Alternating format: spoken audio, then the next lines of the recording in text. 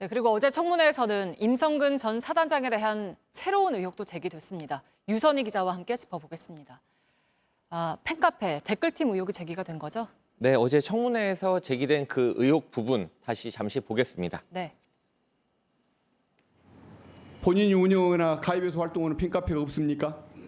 저는 저 카페가 있는지 알고 있고요. 예. 그다음에 제 변호사의 지인의 지인이 운영하는 것까지 알고 있고 더 이상 그럼 본인은 관여해 본 적이 없습니까? 저는 저기에서 회원이 아니어도 들어갈 수 있어서 네, 이 카페는 어제 청문회에서 논란이 된 직후에 비공개로 전환이 됐습니다. 네. 그동안은 그럼 주로 어떤 내용들이 올라오던 카페입니까? 내용은 거의 하나였습니다. 임성근 전 사단장한테는 혐의가 없다, 죄가 없다는 내용이었는데요. 이 내용도 좀 들어보겠습니다.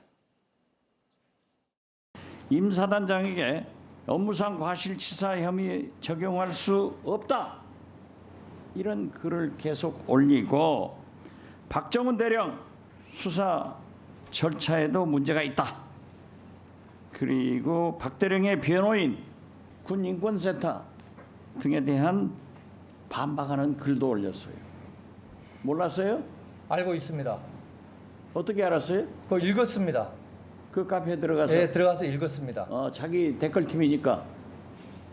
좋은 내용이 또 법적으로 그런데도- 제가 도움 받을 내용이 많이 있어서 그런데도 현직 읽었습니다. 검사가 거기 글을 올려서 네. 지금 박지원 의원은 임 전 사단장 댓글팀이라고 이야기를 하네요. 이유가 네. 있습니까? 그냥 읽었다라고 말을 하지만 실제로는 적극 관여한 정황이 여기저기서 나와 있습니다. 실제 카페에 저도 여러 차례 들어가서 내용을 확인해 봤었는데요. 그 몇몇 사람들이 주도해서 글을 올렸고 또 몇몇 사람들이 거기에 적극 동조하는 댓글을 달아왔습니다. 특히 경찰이 불송치 결정을 내린 직후에 임성근 전 사단장이 저를 포함해서 몇몇 기자들에게 문자로 또 카페에 글도 올리고 이메일로 입장문을 좀 보냈습니다. 사과를 안 하면 고소하겠다. 이 부분에 대해서도 문제가 좀 됐었는데 들어보겠습니다.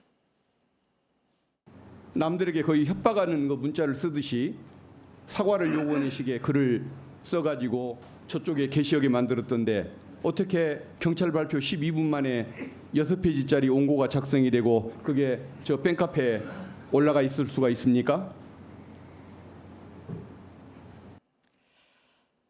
네. 그리고 어제 청문회 도중에 문자를 주고받은 사촌 현직 검사도 관여를 했다. 이런 의혹도 나왔죠? 네, 최상병 순직 사건 국면에서 임 전 사단장과 수차례 통화를 했던 현직 검사 외사촌인데요. 네. 이 해당 검사가 직접 카페에 글을 올렸다라는 의혹이 제기가 됐습니다. 그래서 제가 직접 해명을 좀 요청을 해봤거든요.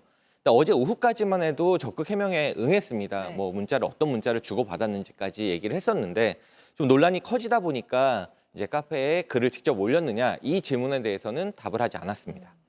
네, 여기까지 듣겠습니다. 유선희 기자와 함께했습니다.